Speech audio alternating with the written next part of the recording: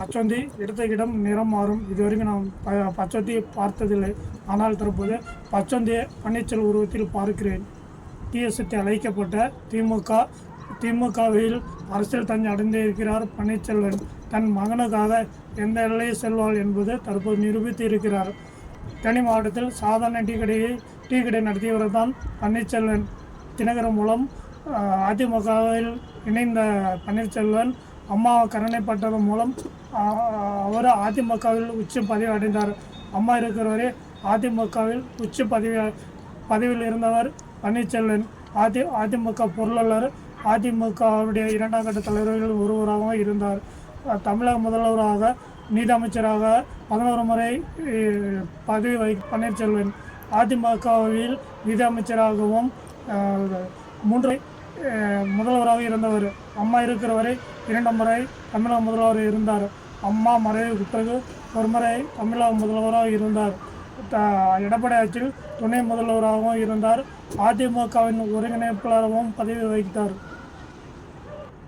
அதிமுக உச்சி பதவியில் இருந்த பன்னீர்செல்வன் அவருடைய தீய செயலால் அதிமுகவில் நீக்கப்பட்டார். அதிமுக நீக்கப்பட்ட பன்னீர்செல்வன் எம்ஜிஆர் கொண்டு அதிமுக எதிராக வழக்கு தொடுத்தார். அத்தனை வழக்குகளையும் எடப்பாடி அவர்கள் அந்த வழக்குகளிலிருந்து மறைவுக்கு பிறகு முதல்வரான பன்னீர்செல்வன் சசிகலா அவர்கள் மூலம் அந்த பதவியையும் பிடிங்கப்பட்டார். அதற்கு பிறகு எடப்பாடி அவர்கள் தமிழக முதல்வராக பதவியேற்றார். தமிழக முதல்வர் ஆன பிறகு கட்சிக்கு எதிராக பன்னீர்செல்வன் தர்ம யுத்தம் என்ற பெயரில் சசிகலாவுக்கு எதிராக ஒரு யுத்தத்தை ஆரம்பித்தார். அந்த யுத்தம் மூலம் பரவ பேசப்பட்டது. அதற்கு அவருடைய செயலால் கட்சியிலிருந்து நீக்கப்பட்ட பன்னீர்செல்வன் எடப்பாடிக்கு எதிராக போர்க்கொடி தூக்கினார். மத்திய அப்பொழுது பிஜேபி அரசு இருந்தது. பிஜேபி தலைவர்கள் அதிமுகவில் பன்னீர்செல்வத்தை இணைத்தார்கள். பிஜேபி தலைவர் மூலம் அதிமுக இணைந்த பன்னீர்செல்வத்துக்கு தமிழக துணை முதல்வர் பதவியும் கட்சி ஒருங்கிணைப்பாளர் பதவியும் கொடுக்கப்பட்டது. கொஞ்ச காலம் அமைதியாக இருந்த பன்னீர்செல்வன் மீண்டும் அதிமுக எதிராக போர்க்கொடி தூக்கினார். அதன் மூலம் எடப்பாடி அவர்கள் கட்சியிலிருந்து பன்னீர்செல்வத்தை நீக்கினார். அதன் பிறகு எம்ஜிஆர் சட்டவிதியை வைத்து கோர்ட்டில் வழக்கு முடக்கப்பட்டது. ஆனால் எடப்பாடி அவர்கள் வழக்குகள் எல்லாமே விடுபட்டு அதிமுகவை மீண்டும் மீட்டெடுத்தார். அதன் மூலம் எடப்பாடி அவர்கள் கையில் அதிமுக சென்றது. அதிமுக மெல்ல மீண்டும் அதிமுக உயிர் பெற்றது. அதன் மூலம் 1.5 கோடி தொண்டர்களின் தலைவனாக எடப்பாடி அவர்கள் தேர்வு செய்யப்பட்டார். அதன் பிறகு எடப்பாடி தன் கட்சியை கட்டுப்பாட்டில் வைத்தார். இது பிடிக்காமல் பன்னீர்செல்வன் திமுகவில் சில உயர்மட்ட தலைவர்கள் மூலம் அவ்வப்போது அதிமுக 2ஆம் கட்ட தலைவர்கள் பற்றி தவறான தகவலை பரப்பினார்.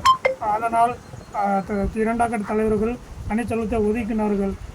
பிஜேபி மூலம் நாடாளுமன்ற தேர்தலில் சுயேட்சையாக பல சின்னத்தில் ராமநாதபுரத்தில் நின்றார். அங்கு டெபாசிட் இருந்த பன்னீர்செல்வன் மீண்டும் அதிமுக எதிராக போர்க்கொடி தூக்கினார். ஆனால் இதை பற்றி கவலைப்படாமல் எடப்பாடி அவர்கள் கட்சியை மீண்டும் தன் பழைய நிலைக்கு கொண்டு வர அல்லும்பாகலும் பாடுபட்டார். அவர் நினைத்தது போல கட்சி மீண்டும் உயிர் பெற்றது. வருகின்ற சட்டமன்ற தேர்தலில் கட்சியை எப்படியாவது மீண்டும் அம்மா ஆட்சியை கொண்டு வர அல்லும்பாகலும் பாடுபட்டு கொண்டிருந்தார். இவ்வேளையில் திமுகவில் தன்னை இணைத்து கொள்ள அவருடன் இருந்த 2ஆம் கட்ட தலைவர்கள் ஒவ்வொன்றாகவும் திமுகவில் தஞ்சடைந்தார்கள். மனோஜ் பாண்டியன், வைத்திலிங்கம் இப்படி ஒரு சிலர் பதவி ஆசைக்காக திமுகவில் தஞ்சடைந்தார்கள். அதே பிறகு தற்போது தன் பதவிக்காகவும் தன் சொத்துக்களை பாதுகாக்கவும் பல கோடி சொத்துக்களுக்காகவும் தன் மகனின் எதிர்காலத்துக்காகவும் தற்போது பன்னீர்செல்வம் அவர்கள் திமுகவில் தன்னை இணைத்து கொண்டார். திமுகவில் தன்னை இணைத்து கொண்ட பன்னீர்செல்வத்தை அவர்களே அம்மாவின் ஆத்மா என்றும் மன்னிக்காது.